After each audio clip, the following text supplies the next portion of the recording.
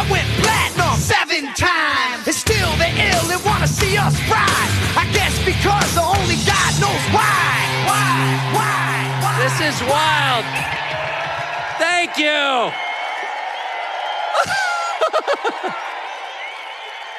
Oh, I love it.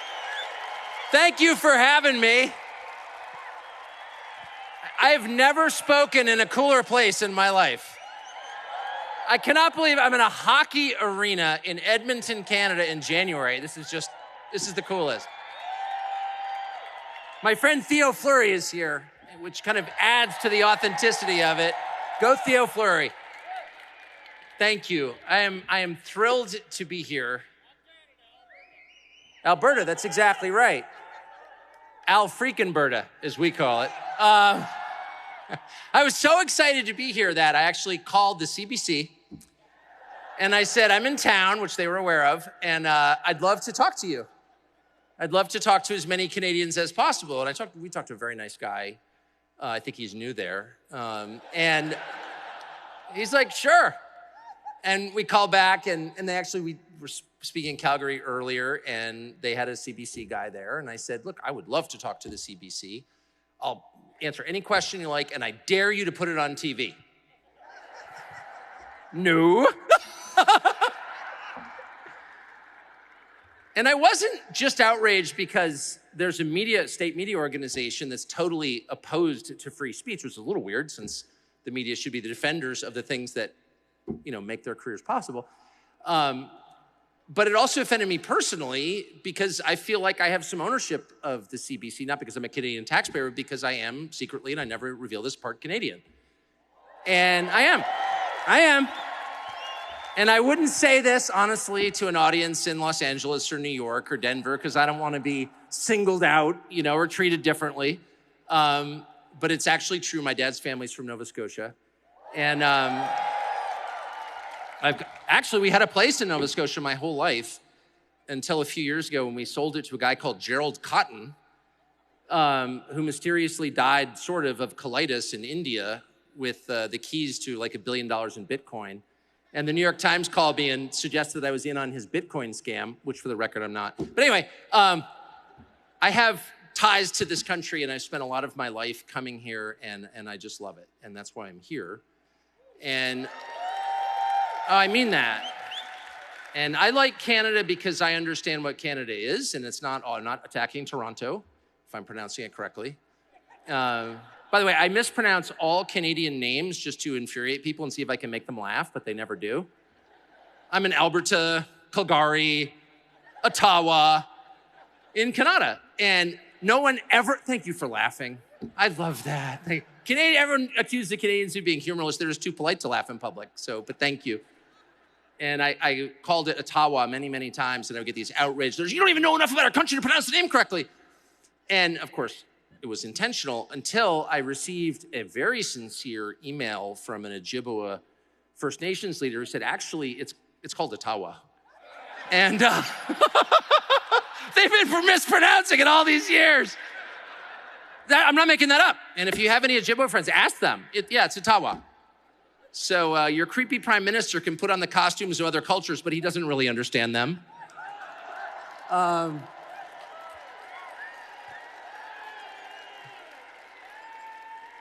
But I'll be honest, there are two things that I like about Canada, and both are totally sincere. This is not a pander. One, I like the physical country. I think it's the prettiest country in the world. And I mean that. And I've been all over it. And no one in Canada talks about it, actually. They talk about cool things about Canada, but they never mention the fact that it's prettier than Switzerland. And it's the second biggest country in the world. And there are only 40 million people in it. And I think that's the greatest ratio I can imagine. And I hear your friends in Ottawa saying, we've got to make this country as packed as Bangladesh because, a crowded country is a happy country. And I think to myself, you're really sick, actually.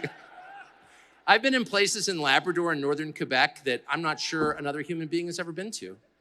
Your mountain's not far from here. You go there and there's not another person around, just you and what God made.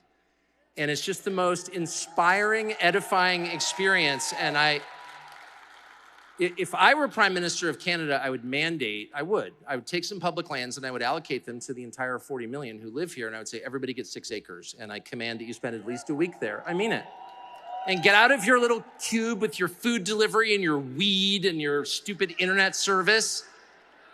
And go sit in the dirt in God's most beautiful country and enjoy it. And then you'll understand what Canada is. I mean it. And go catch a trout. And you don't have to kill it, but catch it. And see the kind of fish or a walleye. You don't have to go shoot a moose, though you can. But you should know the country that you live in. And you shouldn't just be clustered near the border of like Detroit. What? Spread out a little. And people who have a little bit of contact with the natural world and the animals that live in it are a little bit clear thinking, I have to say. And I met a bunch of them tonight in the photo line. And you could just feel the vibe coming off them. These are people who are taking the long view on life because they know what it is, and they know how precious it is, and they know how little control they have. Because when you farm, you really don't have control. And I don't care how many agronomy degrees you have or how clever you are in your planning. In the end, you don't control the weather. Despite, the really fierce attempts of the US government to control the weather, they don't. And neither does Justin Trudeau. He doesn't, because he's not God. I don't want to blow his mind or anything. And when you realize that you're not God, you have hit upon the root of all wisdom. I am not God. All goodness flows from that realization. If you don't reach that conclusion, then in the end, you find yourself very tempted to commit genocide. Because it's true. And everyone who has reached the same conclusion, I am God. So let's just start there. So anyway, I love this country and I admire its natural resources. And I think you could have one of the greatest economies in the world with a population of 40 million and some of the deepest energy reserves in the world and mineral deposits in the world. And I've been to a lot of your extraction sites, I'm just saying. And, extraction's an ugly business by its nature, but Canadians, true to form, have really done their best to make it as tidy and respectful as they can. And I've seen it firsthand. You've never seen more conscientious energy extraction than in Canada. They apologize for taking it out. It's great. So I love that. And the other thing I love about Canada are the people, and I love the thing that other people mock Canadians for, which is their politeness. Their sort of Anglo commitment to never offending you no matter what, no matter how much they hate you. Even the CBC today, they were sort of apologizing for calling me a Nazi, well, we'd love to have you on, but we have to have another meeting and we've got to do another segment on intersectionality. And obviously, they know that I'm a racist because I don't believe in climate change and I'm not trans, because that makes sense. And that's the sum total of their entire programming schedule. Flip onto the CBC. In breaking news today, you're a racist. Oh, eh? Yeah. So obviously, they're loathsome and bent on my destruction, but they're very polite about it, which I appreciate. I do, because I believe in, there's Theo Fleury right there. Without my glasses, I see him.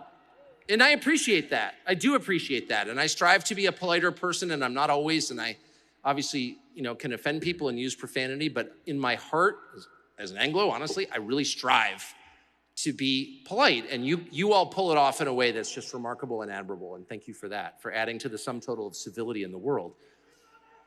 But thank you. But here's my concern. And it's part of a larger concern that people's best qualities are leveraged against them. And that what unscrupulous people in power do, if they're smart, is they don't dispatch an army of young men in tight uniforms to goose step through your town because it's a little bit too obvious. You've seen that movie. And you sort of know what happens next. You take up arms, you form a resistance, you drive the people out, and freedom returns, right? You guys have seen that movie. It's been done about 50,000 times. And if only that's what we were facing, because that is straightforward. That's the kind of masculine expression of fascism. But the West is now facing a far slyer opponent, which is the feminine expression of fascism, the Chrystia Freeland version of fascism. Yes. Yes. And I know a lot about this because I knew Chrystia Freeland when she, was a journalist at the Financial Times, whose name shall forever live in infamy for employing her. And I remember even then thinking, this woman is not bright at all. But boy, does she have high self-esteem. I don't think I've ever even seen, it's off this, I don't know what the self-esteem measurement scale is, the Richter scale. But her self-esteem was literally unassailable. It was bomb-proof. If a nuclear bomb dropped on your town, you could hide beneath Chrystia Freeland's self-esteem and live. There's like nothing you could do to shake it. Nothing. No amount of evidence of her stupidity and wrong decisions and idiotic views could dissuade her from the core belief that she was awesome and you were not. And I kind of stood back in admiration. So I guess I shouldn't be totally shocked that she's helping to run and destroy your country. But she's doing it in her signature way. She's not getting on the CBC, her media outlet, which like almost all outlets in this wonderful oppressed country is run by the government. It's all state media. It's Albania 1985. And I'm sure we have people whose families were refugees from Albania, welcome, and you know what I'm talking about. But at least you could say of the Albanian leader in 1985, Enver Hoxha, that when he went full fascist, he just like didn't mince words. Shut up and obey or we'll shoot you. Chrystia Freeland is wise enough, clever enough, in her serpent-like way, to make it all about your protection and safety. All about your protection and safety. No, we're just trying to help you. That's why you're in shackles. You're being arrested right now for your safety. Oh, it's for the common good. Don't worry, you'll understand. I always want to say, Mrs. Freeland, can I go to the bathroom? No, you can't. And you can just imagine her taking great glee as your fourth grade self wet his pants in class as Mrs. Freeland refuses to let you go to the bathroom. So that's kind of more diabolical than what we've seen in previous generations, and it's much more effective in a committedly polite country like Canada because you don't know that it's happening. And because a demagogue like that, or your completely bizarre, cross-dressing prime minister, it's true, Prime Minister Blackface, I didn't wear blackface, he did. He 3 times, thank you, 3 times, and I want to thank you for your commitment to the facts. The Prime Minister, their attack on your rights, which is an attack on you and your children, is cloaked in the language of therapy, self-help, and compassion.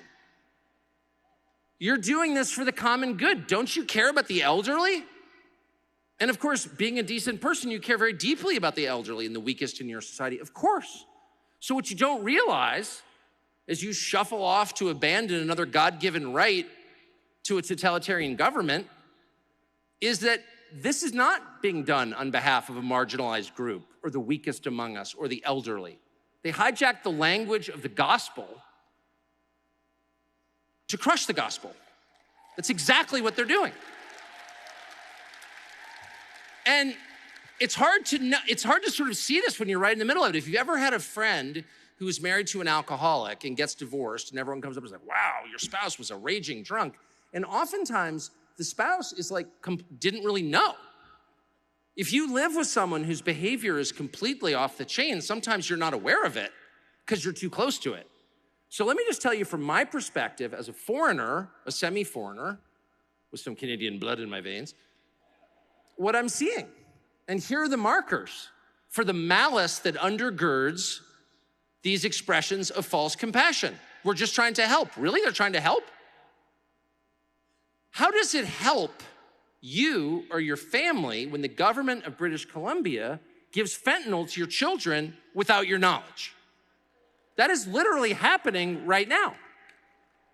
And it's been stopped by the premier here, who's not giving fentanyl to children. Amen, bravo. Hard to believe you even have to say that. But it is happening right down the road, right over the mountains in British Columbia. What is that? It's not an expression of compassion. Fentanyl is the #1 killer of people under 40 in the United States. #1. There's no safe dosage of fentanyl. It's a poison. manufactured in Mexico with Chinese precursors designed to kill people, and it does. And so to hand that to children without their parents' knowledge is what? An attempt to kill your children. What else could it be? That's not compassion. There's no other way to read that. And I just fear if you're in the middle of a society that says that's okay, or it's on the spectrum of okay, it's something that we should consider, you may lose sight of the fact that that's not only completely unacceptable, it's a declaration of war against you and your children. People who are trying to kill your children are not your friend. They're your sworn blood enemy. Is there another way to interpret that? Am I being crazy? I don't think that I am. And in less developed countries, this would be very obvious. Go try that in Burkina Faso. I'm serious. Show up in Ouagadougou next week with a briefcase full of fentanyl and say, I'm gonna pass this out to the neighborhood kids, but I'm not gonna tell the parents. Those would be your last words. You would be ripped apart. You're coming to kill my children? No. They don't even have electricity in parts of Burkina Faso, but they have a gut level sense that your primary duty on this earth is to protect your children. If you can't protect your children, and not even spiritually or intellectually, just physically,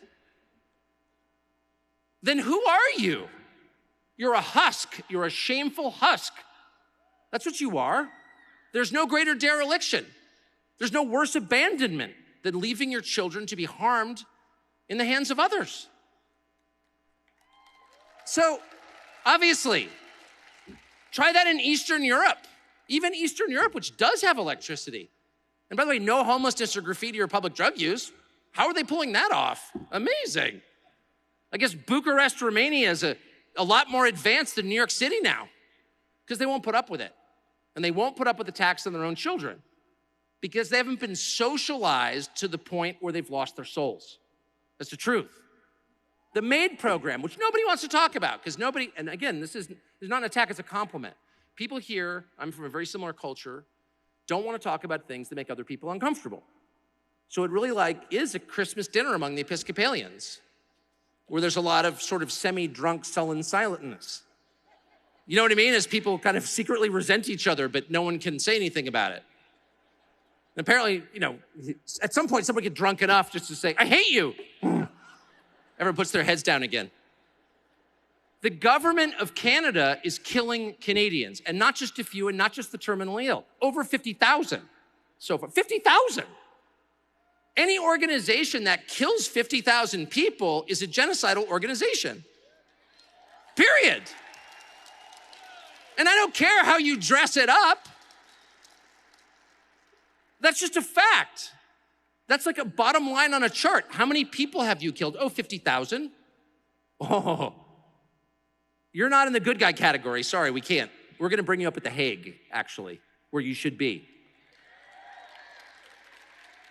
And now, under consideration, apparently next month, is a plan to expand the MAID program, the systematic killing of Canadians, not all of whom are terminally ill, many of whom are just sad because Canadian society has made them sad. They're gonna expand that to children. And that's the point at which you have to say, I'm sorry, we're not gonna be polite anymore. You literally can't do that. And I don't care if you don't need to be, by the way, a religious freak to think it's wrong for a government to kill people at scale. And I don't care, choice, they'll dress it up. No, it's totally evil, is the truth.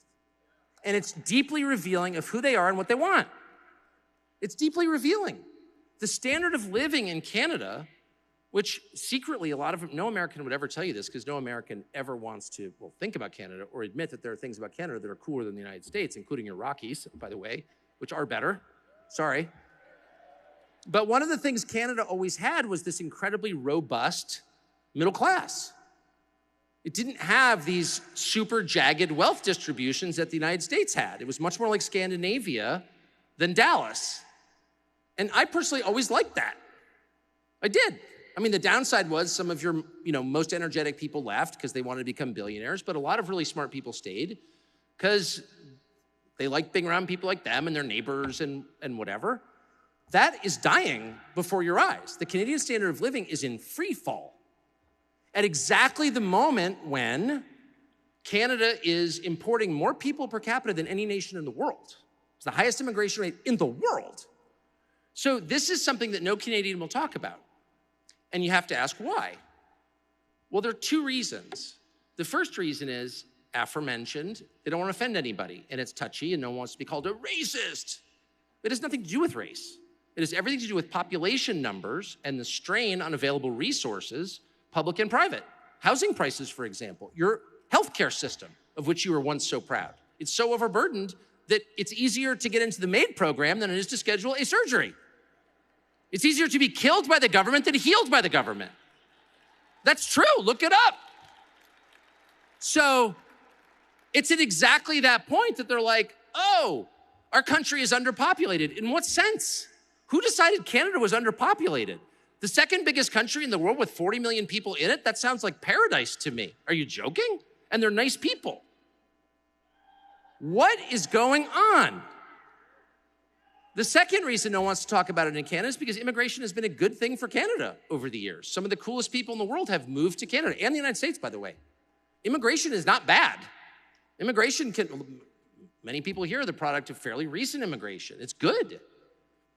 But like anything in the temporal world, it's not all good. It can be good. It can also be really bad. It can enhance your country. It can destroy your country. Choose.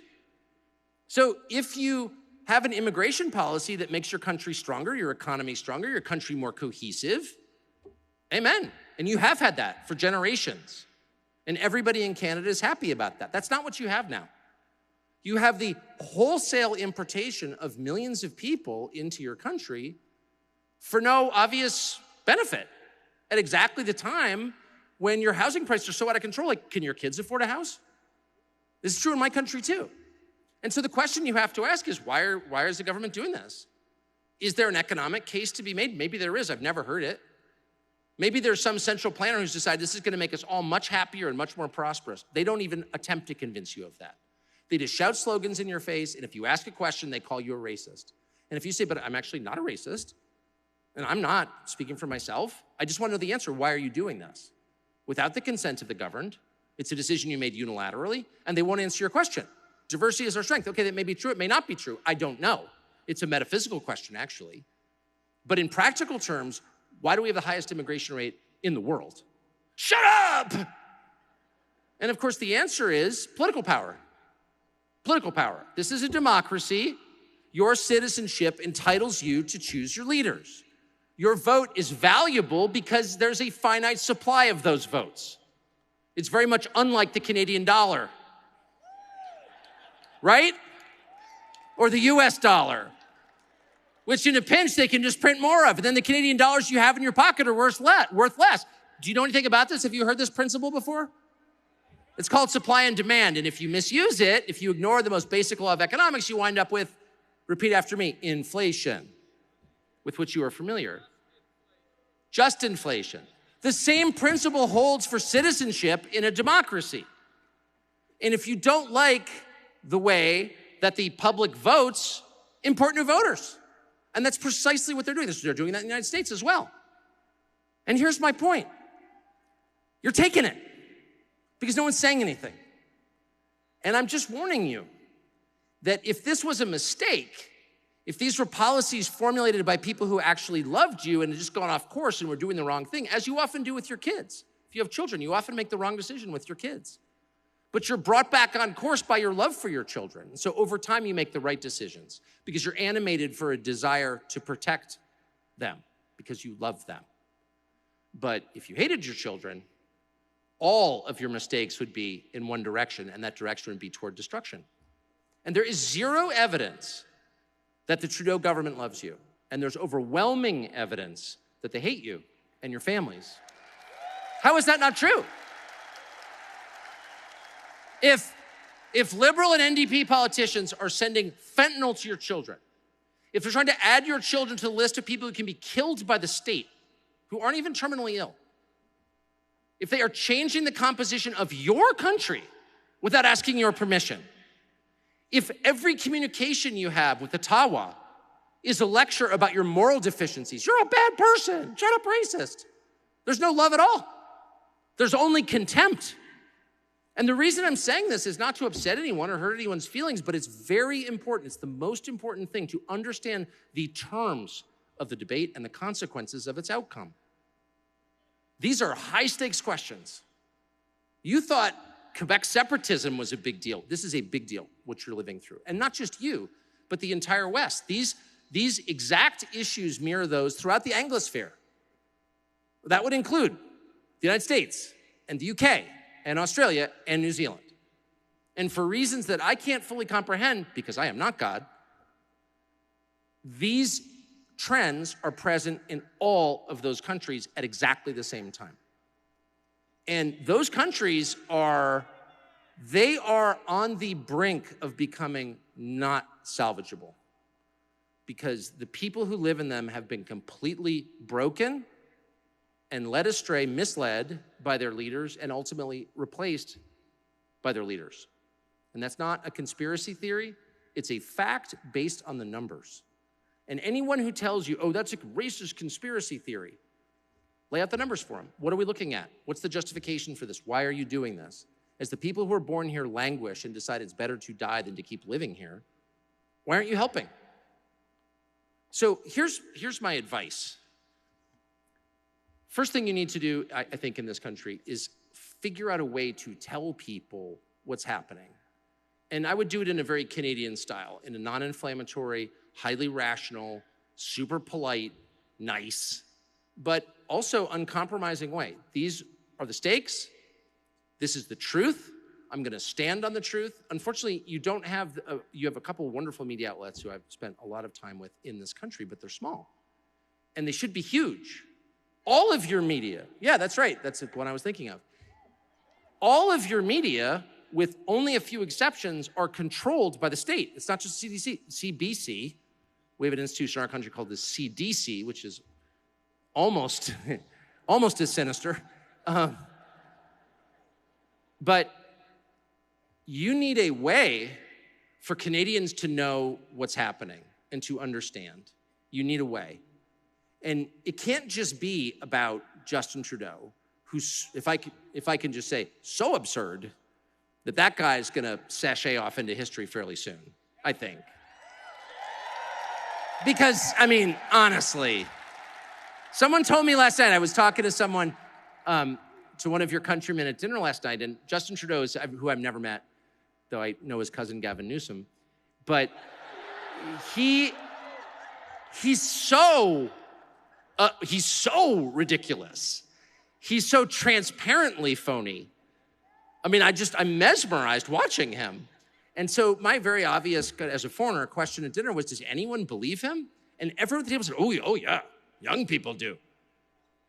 And I hope that's not true. No, it's not true. But the point is, there can't be more than 20% of Canadians who think he's not repulsive because he's just so obviously repulsive. But would you leave your kids with him?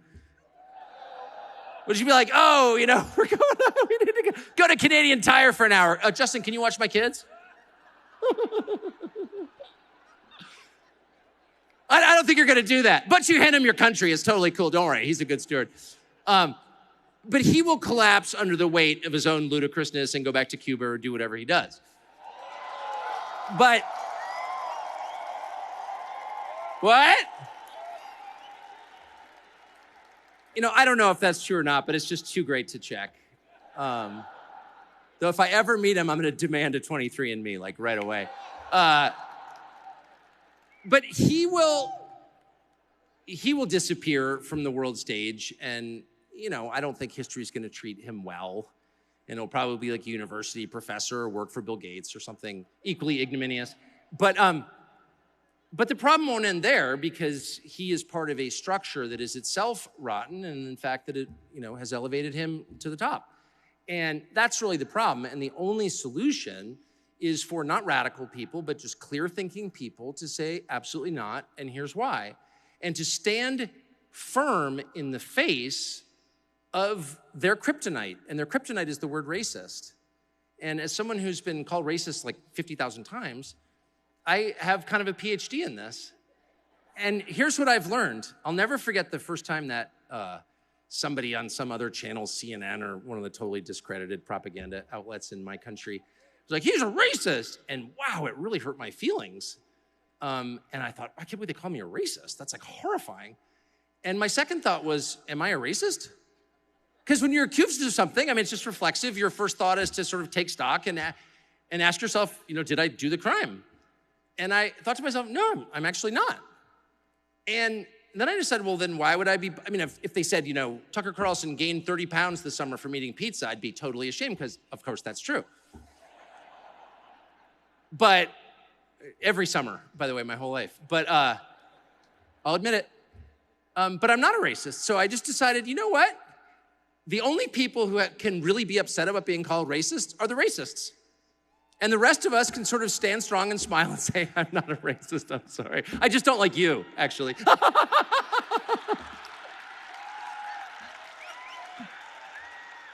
But that's the leash. That's how they keep you silent. And when they started calling people who question climate change, just cracks me up. In a country shaped by glaciers, has there been climate change before? I'm just wondering. Oh, did the glaciers melt because of SUVs? No, I don't know. We'll check. Anyway, climate change. But when they started saying that people who doubted climate change, it's hilarious, were racist, I was like, okay. Right. So my two pieces of advice, and I'll stop with this and we'll get to our panel with smarter people than I, is one, be strong inside, know who you are. If you're not a racist, it shouldn't hurt to be called one. It really shouldn't. And two, I've been attacked for calling Canadians humorless or whatever, and as I've said, I don't think that at all. I do think you've lost an awful lot of good comedians who fled your country to the South, because I do think it's hard there's a culture of self-restraint and of modesty here, clearly, and I think it's hard for Canadians to sort of mock someone else because it feels forbidden, and I get that, and I appreciate that sentiment. But now is the time for mockery. It is. It is. You are led by buffoons in costume. You really are. And if Chrystia Freeland, fascist midget, and Justin Trudeau, perky little Justin Trudeau, those are your leaders, okay? And if you can't laugh in their faces, if your first response is, how do I get to a place where you, who I wouldn't hire to clean my pool, is running my country, get out of here, freak. Go back to your costume party. Laugh in their faces. Nothing is more empowering to you and more disempowering to them than laughter. Because the one thing they want is to be taken seriously. These are broken people. These are hollow people who are desperate for power because there's nothing else inside. There's nothing else inside. A normal person doesn't lust for power. He doesn't. He can use power to affect good, but power for its own sake is not interesting to him. In fact, it's dangerous, and wise people stay away from it. And so the kind of people who do lust for power are freaks. They're sideshow freaks. And the last thing they want is for you to say that out loud because they melt. Like a vampire at noon, they just disappear. And the second you laugh at them, you realize how good it feels to tell the truth. And you are empowered by the spirit of truth when you do that, and you become stronger. And so I look forward to your mockery of the people who misrule you. Thank you.